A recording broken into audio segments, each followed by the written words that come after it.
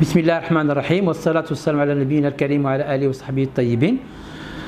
غنفاجئكم أنه العالم حاليا واحد في التيرويد، الغدة الدرقية، ما تعرفوش يعالجوها معالجة، والغريب هو أنه دومبلي مباشرة كاين ما يسمى بالعملية الجراحية ثم الأدوية اللي تتبع، وهكذا تلقاو كونسيكونس ايميديات، النتيجة المباشرة ديال هاد التيرويد ملي تتمرض وتتوقع فيها الخلل ثم تتحيد، الناس تبداو تعانيو هشاشة العظام، كثير مشاكل هرمونية، وبالخصوص الرجل والمرأة تيكون عندهم مشكل ديال الضعف الجنسي وديال النشاط الجنسي اللي تيضعف، وهكذا كثير من مشاكل تجي ديال تساقط الشعر، التوازن ديال الكالسيوم، وهذه كل اخطاء اللي ممكن تجنبوها الى تبعنا النصائح التاليه.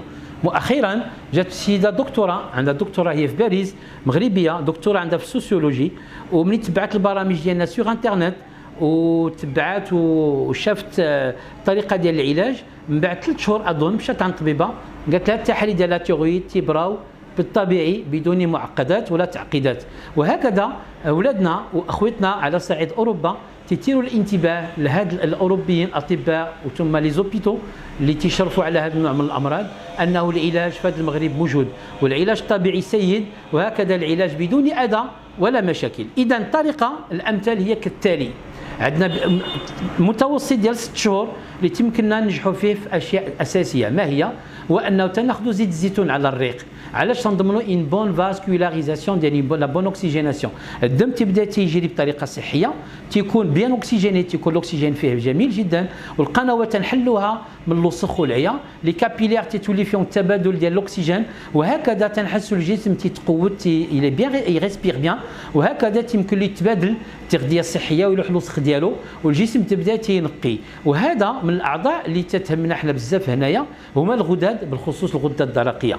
وهكذا لقينا زيت الزيتون على الريق ممكن نضيفوا لها الخرقوم واحد 50 غرام في الليترو، مع حبيبه تاع الابزار واحد 5 غرام تترقد 3 الاسابيع، وممكن نضيفوا لها زيت الزيتون فيها الثومه 100 غرام ترقد 2 اسابيع، وتبدا تستعملوها على الريق 3 معلقات كبار. عطات نتائج خارقه جدا في هذا الاتجاه. الاتجاه الثاني هو البصل 50 غرام عصير، تنضيفوا لها 30 غرام ديال العسل، الزكوم او دغموس او ناخذوا اليازير او الزعتر مثلا. لما لا بخنو عندنا في جهه بني عروس، ولما لا ناخذوا زنتست اللي موجوده في المتوسط جهه تزا والنواحي، ولما لا نضيفوا عده عسل من هذا النوع. عندنا التنوع تاع العسل، وعندنا دي زابيكولتور واعرين، ولكن اللي غشاشين تيجيبوها في راسهم وما تيمشوش بعيد.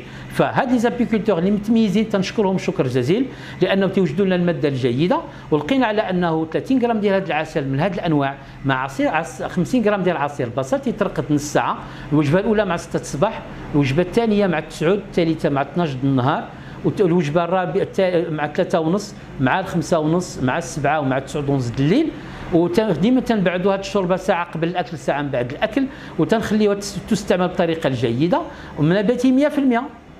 لقينا على انه هذه الوجبه كثير من الامراض ديال بروبليم تيرويديان، مشاكل ديال لي غلاند سيكسويل كلهم، بما فيها لي تيستيكول، الجهاز التناسلي تاع المراه، بما فيها ليبوفيز هيبوثالاموس، بما فيها لي سيغينال، كلهم تينشطوا نشاط، وتنحسوا داك التوازن، داك لا سيمفوني تتمشي في واحد ان جروب دو سينكرونيزاسيون، شي حاجه هائله جدا، والجسم تبتدي تيخدم في التوازن. وهذا التوازن الى حد المواد الحيوانيه، وبدينا تشربوا الماء مغلي، يترو مع 10، يترو مع 4 د العشيه، ويترو مع داك 8 د الليل، وتقويلب ديال الثوم بوين بون ابسوربسيون انتستينال. لا تيرويد في 6 شهور تتبرى في امان الله وحفظه. اضافه ديال قرصه النحل 7 النحلات في النهار بين اللودنين الحلقه والعمود الفقري، وقيلب ديال الثومه مشويه وثم حجامه 7 النقط الاساسيه.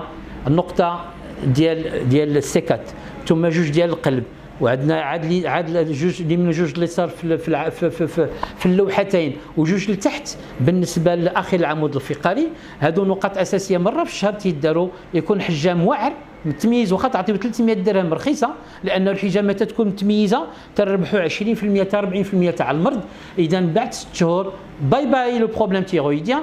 عندي لي نودول تيبراو بين 3 شهور نص تيمشي، في 6 شهور تيمشيو 100%. وهكذا اونيفيت عمليه جراحيه بطريقه متميزه نشطه، والحمد لله على هذه النعمه. الا كنا متميزين مع اي كونسيبو ديال الخبراء غادي تكونوا متميزين دائما. والله يحفظكم، نشروا هذا الخير، خذوا هذه الفيديو وعمموهم، شدوهم وكتبوا هذه المعلومات ونشروها بعضكم البعض. الدال على الخير كفاعله ارحموا في الارض يرحمكم في السماء. هذه حضارتنا الاسلاميه، ماشي حضاره الغش ونخبوا العلم، حضاره النعمه وتعميم العلم. انكم تحبونهم ولا يحبونكم. حنا تنبغيو الخير للجميع، واللي ما تبغيناش الخير شغلوا هذاك، حنا ننشروا الخير والحمد لله رب العالمين.